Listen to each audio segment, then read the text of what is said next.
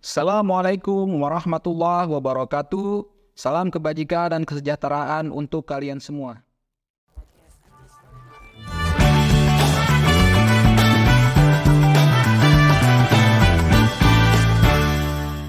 Bertemu lagi dengan saya Muhammad Arif Rahman, dosen dari Prodi Pendidikan IPS Universitas Pendidikan Indonesia.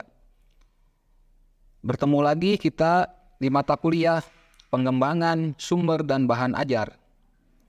Untuk pertemuan kali ini, saya akan memberikan materi tentang museum dan perpustakaan sebagai sumber belajar IPS.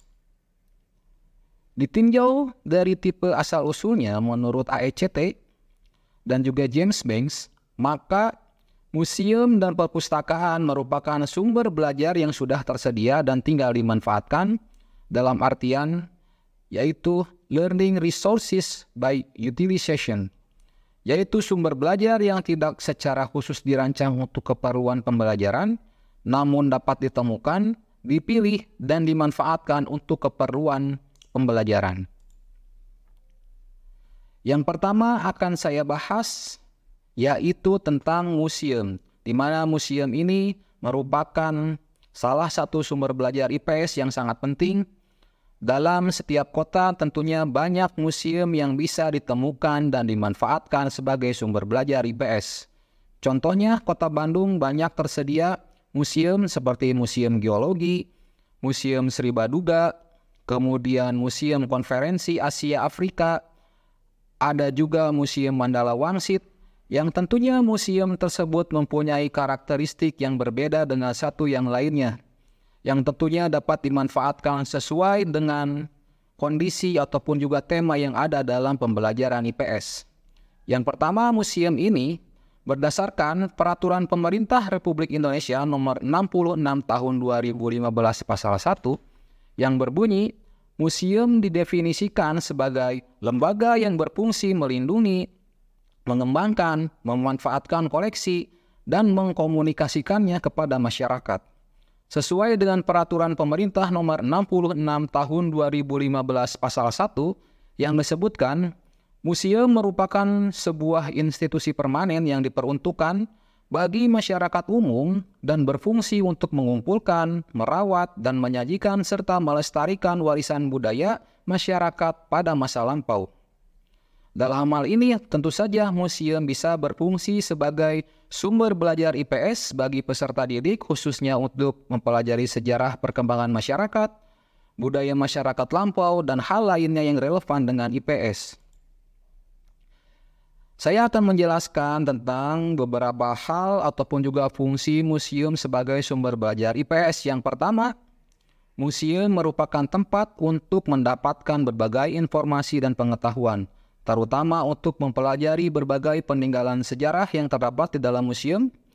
Dan yang kedua, fungsi museum juga dapat mempermudah peserta didik untuk menerima pengetahuan dari guru, karena peserta didik benar-benar bisa melihat bukti sejarah secara langsung. Yang ketiga, berkunjung secara langsung ke museum dapat menumbuhkan rasa nasionalisme dengan melihat langsung bukti-bukti sejarah bangsa ketika memperjuangkan kemerdekaan.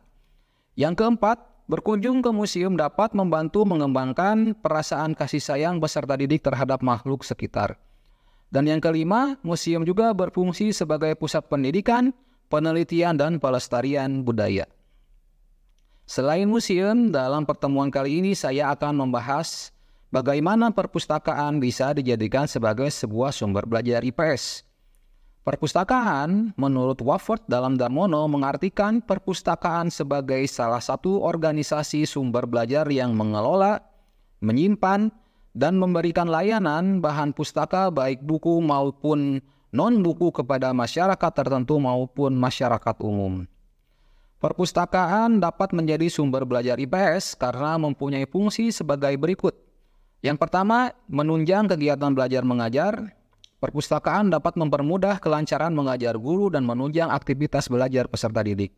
Yang kedua, dapat memperkaya pengalaman belajar. Perpustakaan dapat memperluas wawasan dan memperkaya pengalaman belajar peserta didik walau terbatas dalam ruangan. Yang ketiga, dapat menanamkan habituasi belajar secara mandiri Perpustakaan dapat menumbuhkan kebiasaan belajar mandiri dan belajar sepanjang hayat pada peserta didik.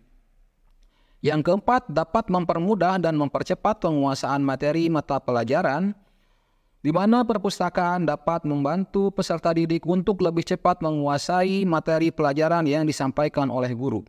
Dan yang kelima, dapat membantu mengembangkan kemampuan dan kecakapan berbahasa. Perpustakaan dapat membantu peserta didik untuk mengembangkan kemampuan, keandalan, dan kecakapan dalam berbahasa. Dan yang terakhir, perpustakaan juga dapat menjadi tempat mengembangkan peserta didik dalam meningkatkan kemampuan menggunakan informasi seputar wawasan IPS. Banyak perpustakaan yang tersedia dalam sekolah, universitas yang tentunya dapat dimanfaatkan oleh guru, mahasiswa, dosen, dan stakeholder yang lainnya. Silahkan manfaatkan perpustakaan.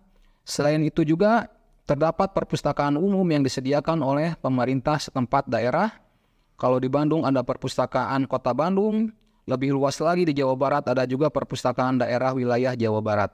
Silahkan Anda manfaatkan sebagai sumber belajar IPS. Terima kasih atas perhatiannya untuk mata kuliah pada kali ini. Wassalamualaikum warahmatullahi wabarakatuh.